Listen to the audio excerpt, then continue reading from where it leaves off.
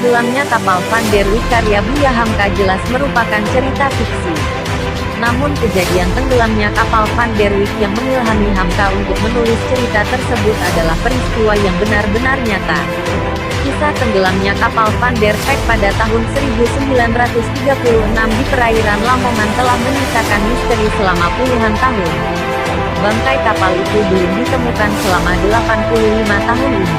Kini, ada titik terang mengenai keberadaan kapal yang dijuluki sebagai Titanicnya Indonesia itu. Tim arkeolog dari Badan Pelestarian Cagar Budaya Jawa Timur, BPCB Jatim, baru-baru ini mengabarkan telah menemukan sebuah bangkai kapal yang diduga kuat sebagai kapal Van der Wijk. Mereka meyakini, berdasarkan ciri-cirinya, bangkai kapal tersebut adalah kapal Van der Wijk. Selain itu, bangkai kapal tersebut juga ditemukan di lokasi tenggelamnya kapal Van der Wijk, yakni di Laut Brondong, Kabupaten Lamongan, Jawa Timur. Wicaksono Dwi Nugroho, salah satu arkeolog dari BPCB Jatim, menjelaskan kepada National Geographic Indonesia bahwa titik lokasi bangkai kapal tersebut sebenarnya telah ditemukan sejak April tahun 2021.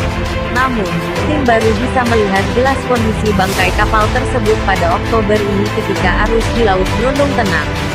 Adapun pada bulan-bulan sebelumnya, termasuk pada April, arus di perairan tersebut cukup kencang sehingga lumpur bawah laut teraduk-aduk. Lumpur dasar laut yang teraduk-aduk ini membuat air sangat keruh sehingga sulit bagi para penyelam dan arkeolog bawah air untuk melihat bangkai kapal tersebut. Sapaan Wicaksono, memaparkan bahwa bangkai kapal tersebut ditemukan dalam posisi miring. Bangkai kapal ini melintang di posisi barat daya ke timur laut. Sementara cerobong asapnya yang berdiri di tengah kapal, karena posisi kapal miring, jadi mengarah ke barat laut.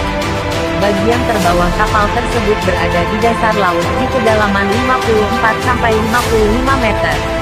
Bagian teratas kapal ada di kedalaman 34-36 meter, kata Wicak. Dari selisih kedalaman ini, dapat diperkirakan secara kasar bahwa lebar bangkai kapal tersebut adalah sekitar 18 meter. Wicak juga menambahkan bahwa menurut perkiraan sementara berdasarkan hasil survei timnya yang menyelam ke sana, bangkai kapal tersebut memiliki panjang sekitar 100 meter dan cerobong asap yang menonjol setinggi 3 meter. Dimensi ukuran bangkai kapal ini cukup mirip dengan kapal Van der Wijk. Sebagai perbandingan, berdasarkan catatan sejarah, kapal Van der Wijk yang dibuat tahun 1921 ini memiliki panjang 97,5 meter, lebar 13,4 meter dan tinggi 8,5 meter. Berat kotornya 2.633 ton, berat bersih 1.512 ton, dan daya angkut 1.801 ton. Berdasarkan fitur-fiturnya, menurut Wicak, bangkai kapal yang ditemukan ini juga mirip dengan kapal Van der Wijk. Bangkai kapal ini memiliki tangga di bagian samping tengah, cerobong asap, dan lubang-lubang tempat penumpang. Jelas ini adalah kapal komersil, bukan kapal militer, ujar Wicak. The Queenslander juga menuliskan soal proses evakuasi yang melibatkan banyak orang, mulai dari sejumlah nelayan setempat, pilot pesawat terbang, hingga kapal Angkatan Laut Belanda. Sebanyak 153 dari 253 orang penumpang berhasil diselamatkan. Saat kapal Van der Wijk tenggelam, sejumlah warga yang tinggal di pesisir pantai Brondong juga berperan dalam menyelamatkan banyak penumpang. Sebagai ucapan terima kasih kepada warga dan untuk mengenang tenggelamnya kapal mewah tersebut, pemerintah Hindia Belanda mendirikan Monumen Van der Wijk. Monumen Van der Wijk berdiri kokoh di kawasan pantai Brondong dan berbentuk seperti pos pemantau setinggi 15 meter berwarna kuning dan biru. Terdapat dua prasasti di dinding barat dan timur monumen.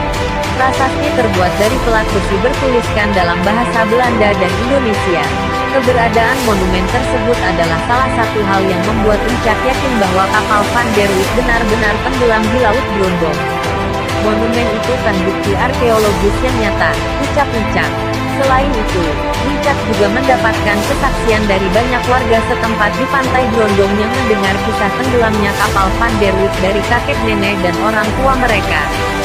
Saat ditanya soal keberadaan monumen Van der Wijk, para orang tua mereka akan selalu bercerita soal kejadian tenggelamnya kapal itu dan banyaknya penumpang yang berhasil diselamatkan oleh orang-orang tua mereka dulu.